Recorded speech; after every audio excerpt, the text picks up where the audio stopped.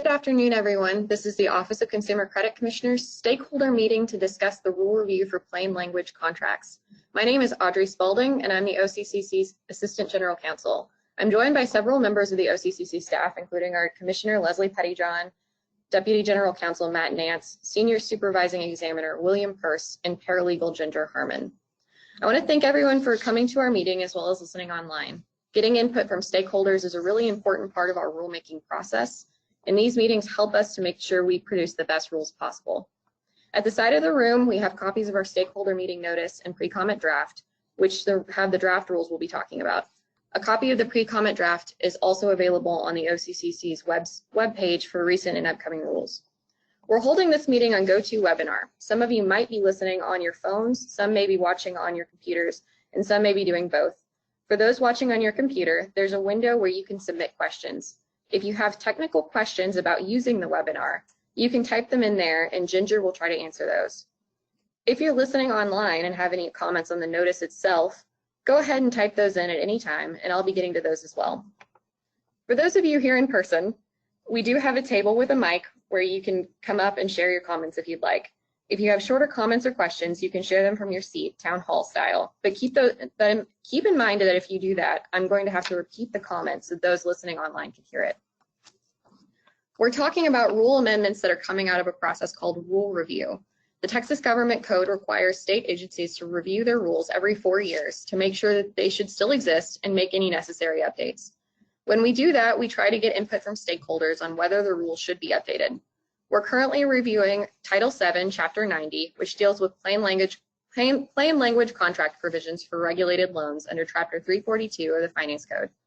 So first, I'd like to summarize these rules and lay out a proposed timeline for these rules, and then you'll have a chance to provide comments.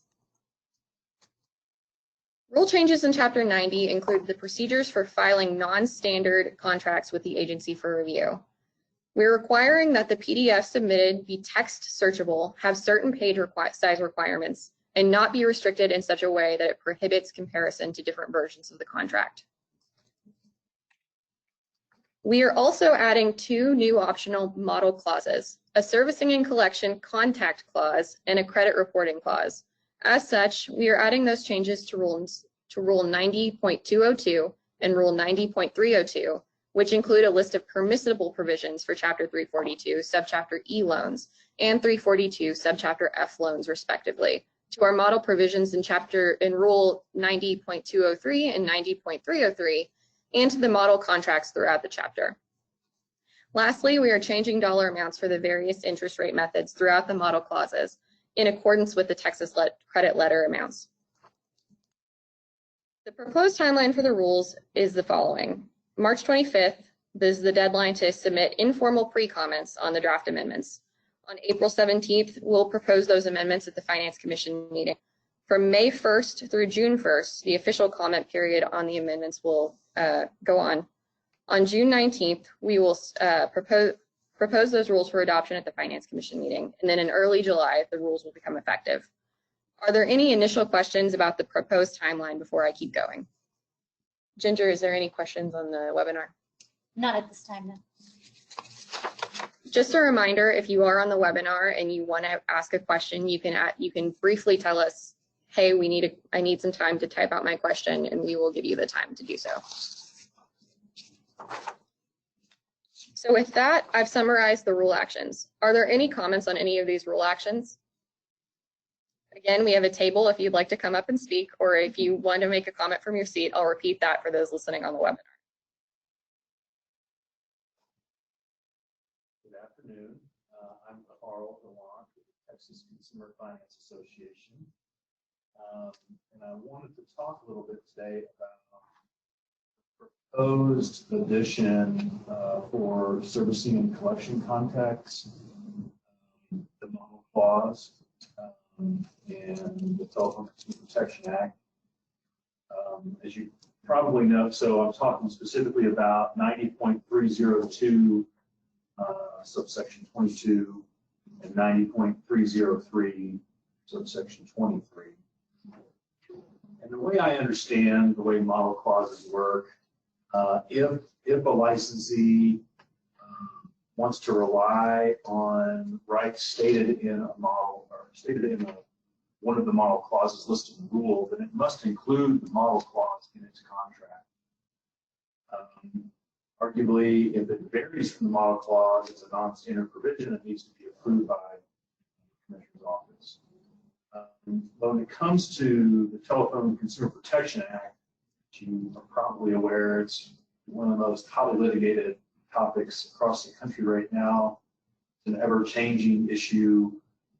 There's new court opinions on a fairly regular basis that create conflicts of interpretation, that change what might be considered an auto dialer, what type of consent you need, what your disclosure needs to include. And so it's an area of significant risk for not only lenders that may communicate in that way, but all industry.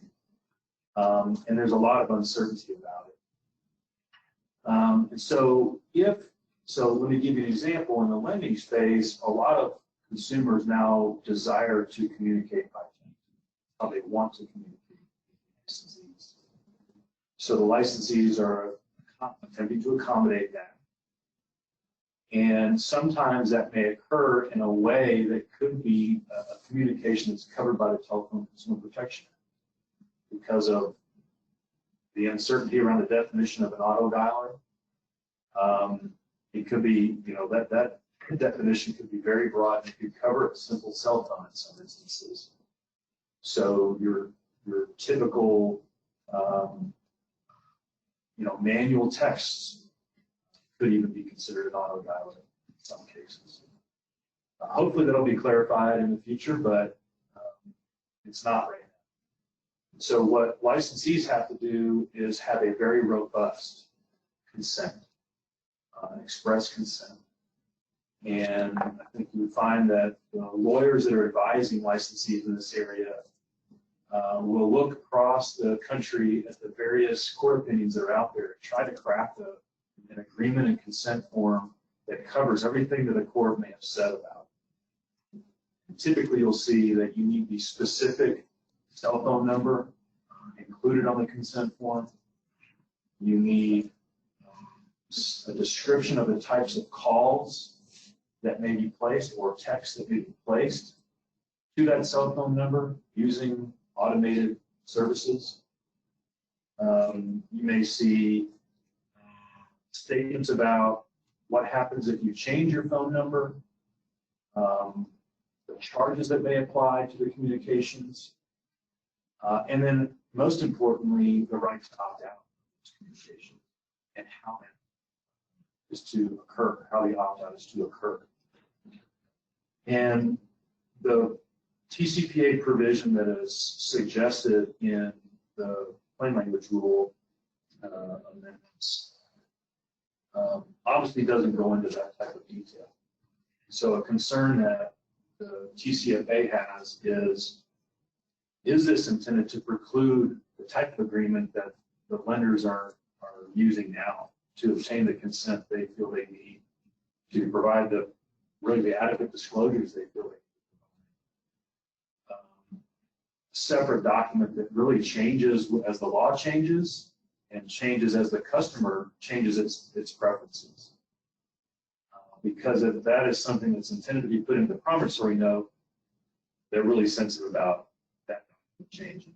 Once you make the agreement with the customer in the promissory note, they really don't want that to be amended or changed or have to be amended or changed to address Telephone Consumer Protection Act issues. So that's the issue that we see with this proposal. Really, we would encourage you not to require this type of disclosure to be included in a promissory note, to allow that to be a separate agreement or consent or disclosure that can occur between the consumer and the licensee. Much like you see with the privacy disclosures, the opt-out that occurs through the privacy disclosures. The other concern is if a lender, I'm pretty sure that I will advise every client of mine that they cannot use this disclosure is not sufficient to satisfy the Telephone Consumer Protection Act, so they need to craft more robust provision. And if it has to be included in their contract, they have to submit that for approval by the commissioner's office. And it's unclear to me whether that would be approved or not, and whether that would meet the reading level grade school requirement, because it needs to be more robust than this. So we want to raise this issue, which creates significant risk in the industry. Maybe one of the biggest risks that's out there right now. It's risk that is well suited for class actions. So it's a big concern.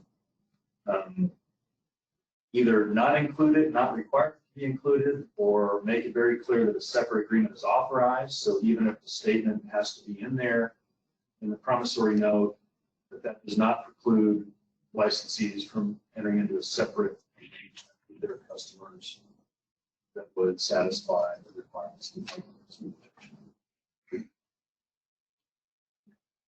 protection. So thank you for that perspective, Carl. That's really useful to us. I think, in the industry, you have a kind of perspective on that litigation that we may not always see. So it's really helpful for us to have that feedback and understanding. I did want to clarify a couple things. One is that this would be an optional disclosure.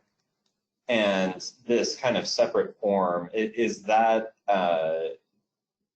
like something signed off on by the consumer, the express consent to collection contacts? Okay. With a signature on the document, with the phone number, with all the disclosures stated in there, if the consumer wants to be communicated with. Typically, it's for texting programs and automated dialing systems that could be. So it's typically a separate document and lays out how to opt out and change that preference at any time. And so that does happen. And the communication program is removed from that particular account, but nothing has happened to the promissory note or required to happen to the promissory note. Okay, so generally for those sorts of I would consider them agreements, that are kind of incorporated to the whole agreement that the consumer is entering with that lender. We do like to see those attached agreements as submitted as non-standard contracts. So together with your non-standard contract, you would submit this Telephone Consumer Protection Act agreement together as a plain language submission. Is that right, William? Right. I think really what we're seeing is a lot of industry people are including the Telephone Consumer Protection Act disclosure in the promissory notes. And so one of the things we were trying to do is develop one for someone to be able to use. And I have reviewed quite a few of them. I would say a lot of them have some of the elements that you have in them. I've never seen anybody actually describe a telephone number or an email account yet. I haven't seen that yet in any of the ones that have been incorporated. But a lot of them are really starting to put that in there. We see really two levels of licensees. Some that are just not all familiar with the Telephone Consumer Protection Act. They're completely unaware of it. And there are some people who are actually licensees that incorporate. But we are starting to see a substantial number of non-standard submissions because of that provision. So we were trying to incorporate one in there people could feel comfortable with, because it does require a question case score, and so we were trying to incorporate one that would work. So, but it wouldn't be something that would be mandated. They clearly could still submit non-standard contracts if they wanted to make the changes to the agreement. So I don't think we would mandate anyone to actually use a prescribed form. If they want to make changes or make it more robust, we certainly permit somebody to do that. Carl, just 1 second. So sorry. May I adjust your mic, William? I've just had some folks let me know that they can hear you. So Carl, I have a question. So because we are seeing, according to William's comment, we're seeing a number of submissions of non-standard contracts really in large part due to this particular provision. What would be your recommendation on how we would resolve that? Or what would be your recommendation on how to, we would like not to have to, do 100 extra reviews simply for servicing and collection contacts. What are your thoughts on how we could come up with something that kind of gives rise to the, acknowledges that we're sort of in a rapidly evolving area. I think we see that. And there's lots of uncertainty, but to try to, give some kind of protection to folks and not have to permit those non-standard as more non-standard contracts. Mhm. Yeah, it's so difficult to craft this sort of this express consent document or communication type agreement. It's really targeted at the Telephone Consumer Protection Act. You don't really have to have that for email, but you typically wouldn't see the email issue there because it's not covered by the. It's not a telephone. Yeah. But really, it's about the phone number and really about texting. How is auto dialer going to be interpreted to cover just a regular cell phone potentially? But there could be automated texting too, reminders of payment due, things like that. Customer wants. And how do you capture what each company does? It's unique. How each company does this is unique. Some may use it only for payment and account reminder type stuff. Some may use it for past due reminders, so a collection type communication, but not all. Some may use it for sort of a marketing type message. So it varies on why the communication may occur. I think some courts require that you disclose the reasons why you may be communicating. And I'm not sure there's a way to capture that in a model clause, types of reasons why licensing might communicate. So this is, obviously a minimum type of disclosure, and it's similar to the ones I've seen maybe at draft. But there's usually a lot more that follows that is unique to the particular under. And so I'm not sure how to resolve that problem. And so one of my thoughts is to make clear in the rule that doesn't preclude additional, and in your review process,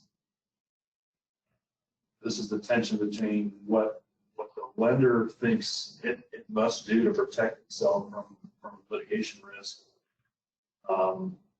Be very different than what you're reviewing that clause for. So I'm also a concern. Sure. When you go to review it, you're not thinking about what that lender's thinking about. Why it's written. So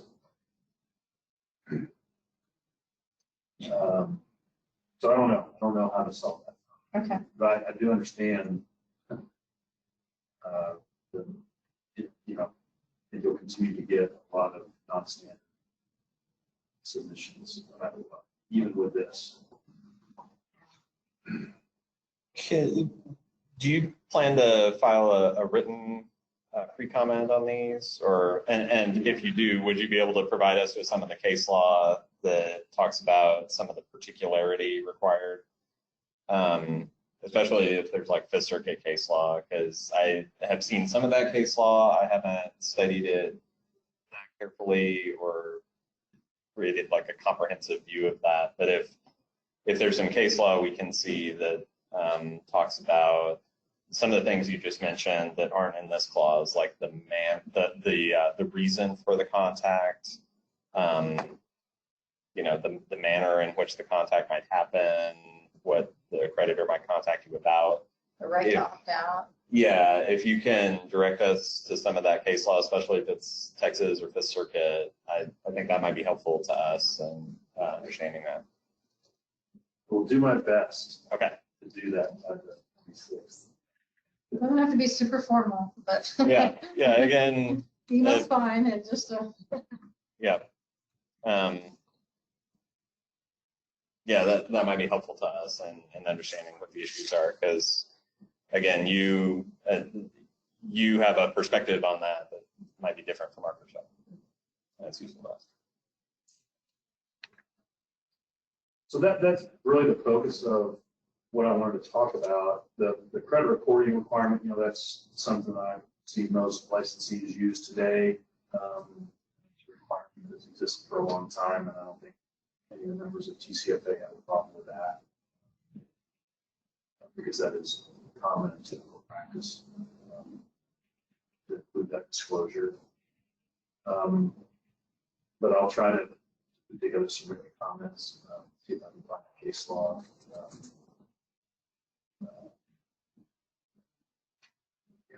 okay. Thank you for listening. Thank you. Thank you. Appreciate your comment. Okay, before we move on, Ginger, is there any comments on the webinar or questions? No, not at this time. Not at this time? Okay, just a reminder, if you're on the webinar and you would like to type out a question and it's a little bit longer, you can send us a short message just to remind us. Otherwise, I'm going to allow 30 seconds to pass to give people some time and then wrap up the webinar.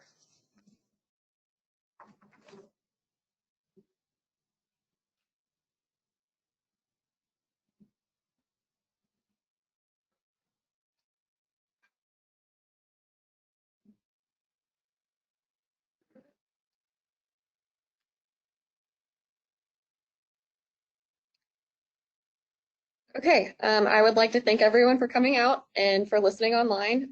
Rule updates are available on our website. We'll also be posting the audio of this meeting, and we are accepting written comments on these rules until 5 p.m. March 25th. And you can email those to us at rule.comments@occc.texas.gov, which is the email address for rule comments. Thank you.